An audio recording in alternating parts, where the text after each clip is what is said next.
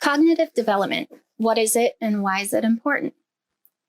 If you were to Google cognitive development right now, you would soon discover that most everything that pops up is related to Piaget stages. And this is for good reason. Piaget described the stages of understanding and rationalization that occur over time for most individuals. However, cognitive development is not only the description of Piaget's stages. Cognitive development is how the individual thinks, how they reason, and how they make decisions over the span of their life. So consider, do you think about clouds in the same way that you did when you were 3? Why is that? Chances are you probably said no. And when you were 3, you may have thought that power plants made clouds and they were fluffy. Maybe you could even sleep on them or run on top of them. Now that you're older, you know that clouds are visible masses of condensed water vapor floating in the atmosphere, typically high above the ground. You probably understand that they're not really conducive to sleeping on and that you can't run on them without plummeting to the ground at a rapid speed. What happened over time that you developed this way of thinking? What caused you to think about clouds and everything in life differently than you did when you were 3 or 7 or 11 or 15? What happened? Did you simply change your mind, or was there something more complex happening? You might quickly respond, well, I learned about clouds in school, and that would definitely be true. But was it simply because you learned this? And what does that really mean? What if someone would have told you what clouds really were at 3? Would you have remembered that definition? Do you think that you would have understood that definition at that time? So consider for a moment to put this into perspective by thinking about the video that you just watched on cognitive development and Piaget stages. If you didn't watch that video, please go back and watch the video. It's really thrilling to see how the mind and the ability to cognitively process information grows and expands over time, especially at those very young stages and ages. All of this relates to the concept of cognitive development.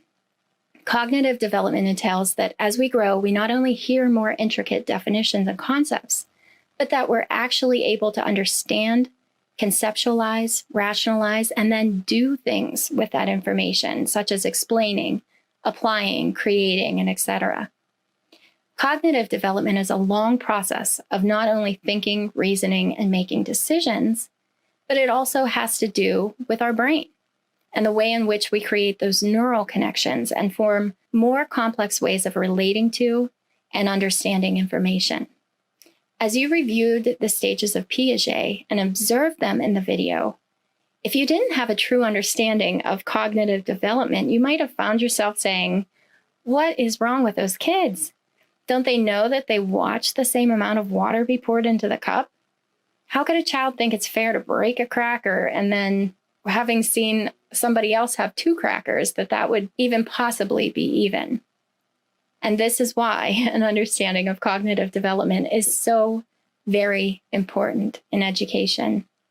You must have a critical awareness of the stages and what's typical for students cognitively at the ages and stages that you teach, so that you're not expecting the unexpected because the brain isn't ready to process it in the way that we would as adults. We have to keep in mind that children are not just tiny adults. They are different. Their brain is different, and they think very differently than adults do. Additionally, knowing about cognitive differences can help you in any field, because as our society is becoming more inclusive, and as a side, I'm going to say yay, finally, we're nowhere close to where we need to be, but we're moving there. But as our society is becoming more inclusive, we're seeing an increased capacity for individuals with disabilities to be accepted into society as our equals. And with this, in any profession and throughout our society, we have the opportunity to interact with others who may have a cognitive limitation. So consider, you may have found yourself becoming frustrated with someone who wasn't getting it, and your mind quickly wanted to label them out of frustration.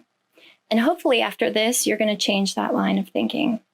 Because when in fact, you may have been interacting with someone who truly has a cognitive disability, which inhibits their ability to process information in the way that would be considered typical at their observed age. So this understanding, at the very least, can lead to an increased compassion within our society. But at its greatest, we can recognize these limitations in the education system through elements such as the Individualized Education Program, or what we call the IEP for special education, and or students who may have not had the experiences that other students may have had due to socioeconomic status, trauma, and or the worst case scenario, abuse. In education, when we're able to recognize this, we're able to then provide modifications and accommodations to assist in the progression of understanding for the student through our careful guidance and knowledge of cognitive development. The most critical element of this is just that. We actually must develop cognitively. We can't jump from the sensory motor stage to the concrete operational. And if you find yourself in a situation where you're called to teach someone something, you must understand that we have to start where they are and carefully scaffold or provide those supports to their current level of thinking so that they can then reach the next level of understanding. This is best thought of like climbing the rungs of a ladder. We can't jump to the 5th rung if we're only on the 1st. We have to take each step to get to the next. Think about this for yourself. Have you ever taken a class in college where you didn't necessarily have the background knowledge and understanding to keep up with the level that was expected in the course? Maybe you took a prerequisite at a different college, and that course didn't address the information that you needed at the current course. What happens in that situation? Well, typically you feel like you can't keep up with the lecture and you become lost because you're not cognitively ready for that next step because you missed some of the previous steps along the way. This doesn't just have to do with the lack of information, but the way in which you understand that information. Understand that information to successfully navigate your life at the appropriate stages.